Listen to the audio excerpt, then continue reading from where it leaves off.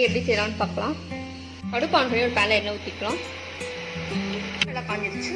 இதில் ஒரு பெரிய வெங்காயத்தை போட்டுடலாம்.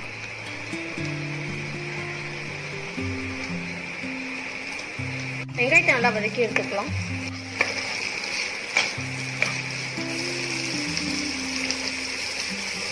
நல்லா வதக்கியாச்சு. இப்போ அடுப்பு ஆஃப் பண்ணிடலாம். ஒரு பவுலில் 300 கிராம் பாஸ்மதி அரிசியை போட்டுக்கலாம். தண்ணி ஊற்றி 20 நிமிஷம் ஊற வச்சிடலாம். அடுப்பு ஆன் பண்ணி ஒரு பேனில் 2 டீஸ்பூன் எண்ணெய் ஊற்றிக்கலாம். 1/4 டீஸ்பூன் மஞ்சள்தூள், டீஸ்பூன் சில்லி பவுடர், 1/4 டீஸ்பூன் உப்பு. இப்போ இதெல்லாம் முட்டையை போட்டு பொடிச்சு எடுத்துடலாம்.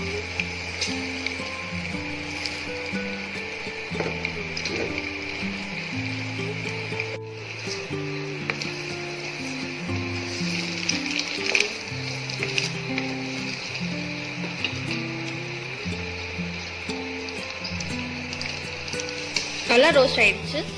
இப்போ அடுப்பு ஆஃப் பண்ணிடலாம். அடுப்பு ஆன் பண்ணி குக்கரில் 4 டீஸ்பூன் நெய் ஊற்றிக்கலாம். நல்லா காஞ்சிடுச்சு. இதில் ஒரு அன்னாச்சி பூ போட்டுடலாம். 2 ஏலக்காய், ஒரு துண்டு பட்டை, 2 பிரியாணி இலை, 2 வெங்காயத்தை போட்டுடலாம்.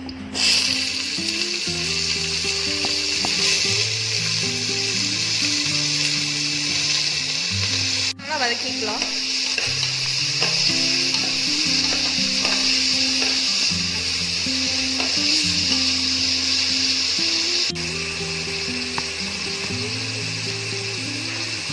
வெங்காயம் நல்லா வதக்கியாச்சு. இதில் இப்போ 3 பச்சை மிளகாயை போட்டுடலாம். இப்போ இதில் 3 தக்காளியை போட்டுக்கலாம். தக்காளி நல்லா வதங்கணும்.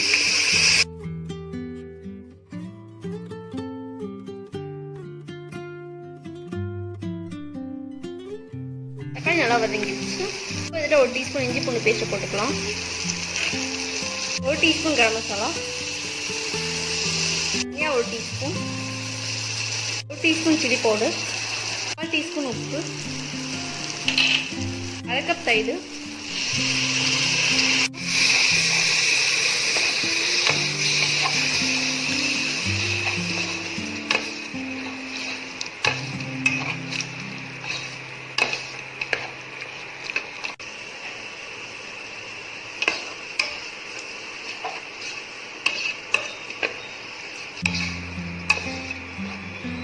நல்லா வதக்கியாச்சு. இதில் 1 கப் கொத்தமல்லியை போட்டுக்கலாம். புதினா 1 கப். இதை நல்லா மிக்ஸ் பண்ணிக்கலாம்.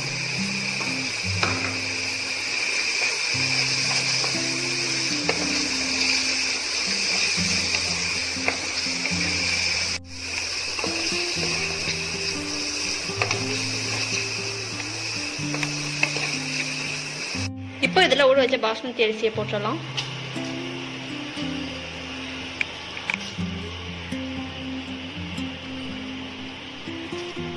இதில் 500 ml தண்ணி ஊற்றிக்கலாம். இப்போ இதை மிக்ஸ் பண்ணிடலாம். லைட்டாக உப்பு மேலே தூக்கிக்கலாம். இதை நல்லா மிக்ஸ் பண்ணிடலாம். இப்போ இதில் வறுத்த முட்டையை போட்டுடலாம்.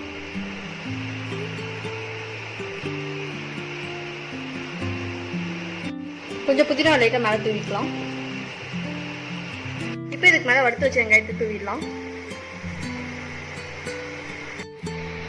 இப்போ குக்கர் க்ளோஸ் பண்ணி மீடியம் ஃப்ளேமில் 10 நிமிஷம் வச்சுக்கலாம். பிரியாணி நல்லா வெந்துருச்சு. இப்போ அடுப்பு ஆஃப் பண்ணிடலாம். முட்டை பிரியாணி செஞ்சாச்சு. இந்த வீடியோ பிடிச்சிருந்தா லைக் பண்ணுங்கள், ஷேர் பண்ணுங்கள், சப்ஸ்கிரைப் பண்ணுங்கள்.